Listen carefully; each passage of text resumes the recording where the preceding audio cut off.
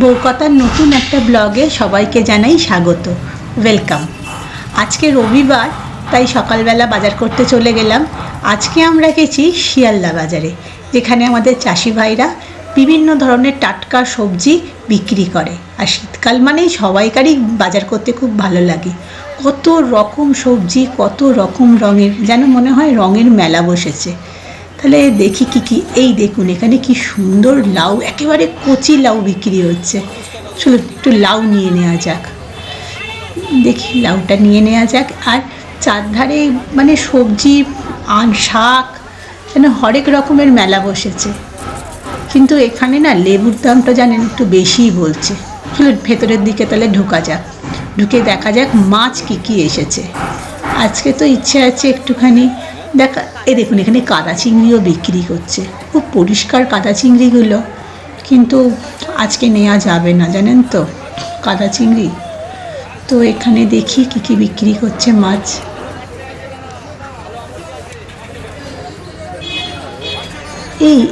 এখানে তো বেশ ভালো মাছ বিক্রি করছে। এটা কি মাছ দেখি? ও মা, পার্শে মাছ বলছে তো, দেশি পার্শে, আর দেখতেও বেশ ভালোই লাগছে। পার্শে মাছটা তো নিচ্ছি, সেই সঙ্গে ওরা বলছে যে ওই যে একটু গোলাপি গোলাপি মাছগুলো দেখছেন না, বলছে আমোদি মাছ। কিন্তু আমি না কখনো আমোদি মাছ খাইনি, কিন্তু আমোদি মাছ নিলাম। উনি জোর করে বললেন যে কড়া করে ভেজে খেলে নাকি খুব ভালো খেতে লাগে। তাই ওরা দেখি আমোদি মাছটা খেতে কি ভালো লাগে। আর এখানে সব কিছুই বিক্রি হয়, দেখুন কি সুন্দর, কত পাঁপড় বিক্রি করছে, কত রকমের। আর এদিকে আমরা রুই মাছ নেবো আজকে একটু সারা সপ্তাহের জন্য। তো এদের কাছ থেকেই মোটামুটি আমরা রুই মাছটা নিই।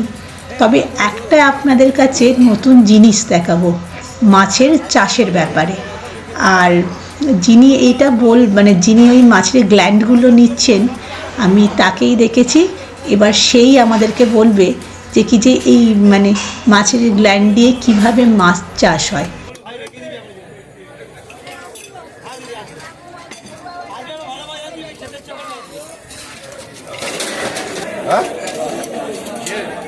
গ্ল্যান্ড কোনটা দেখাবেন তো? এটা হচ্ছে গ্ল্যান্ড। এটা থেকেই মাছের চাষ হয়। এটা থেকে মাছের চাষ হয়। এটাকে আমরা অ্যাকচুয়ালি বলি পিটি গ্ল্যান্ড। এই গ্ল্যান্ডের থেকে মাছের চাষ হয়। এইটা বাইরে চলে যায় হায়দ্রাবাদ, এখান থেকে এখানে এটাকে পিউরিফাই করে ইঞ্জেকশন দিয়ে মাছ জলে ছাড়া।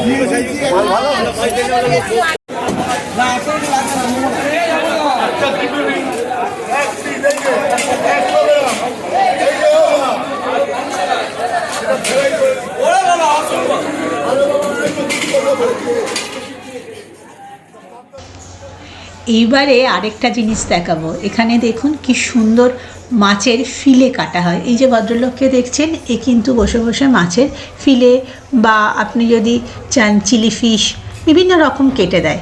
এখানে এই একটা সুবিধে। এবারে পেঁয়াজ নেব। এখানে পেঁয়াজ কিন্তু অনেক সস্তা জানেন। তাই পেঁয়াজটা নিয়ে নিই, চলুন।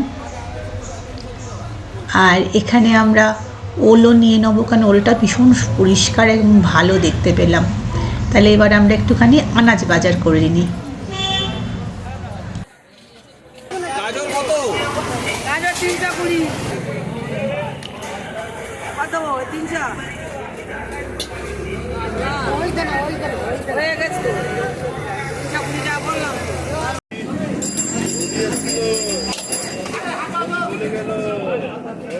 অনেক বড় হয়ে যাচ্ছে, ছোট হয়ে যাচ্ছে, অনেক বড় হয়ে যাচ্ছে, ছোট হয়ে যাচ্ছে।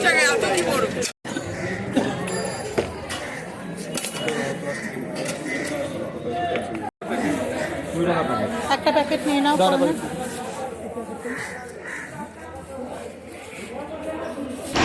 তাহলে আজকের ব্লগটা তাহলে এখানেই শেষ করি। তাহলে আপনাদের সঙ্গে আবার পরের ব্লগে খুব তাড়াতাড়ি দেখা হচ্ছে আমাদের। আর আপনারা যেরকম আমাদের সঙ্গে আছেন আরও থাকবেন, আপনাদের ভালোবাসা দেবেন।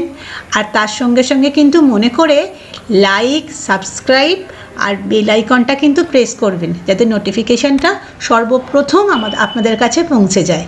তাহলে আজকের ব্লগটা এখানেই শেষ করছি। And bye, and have a good day.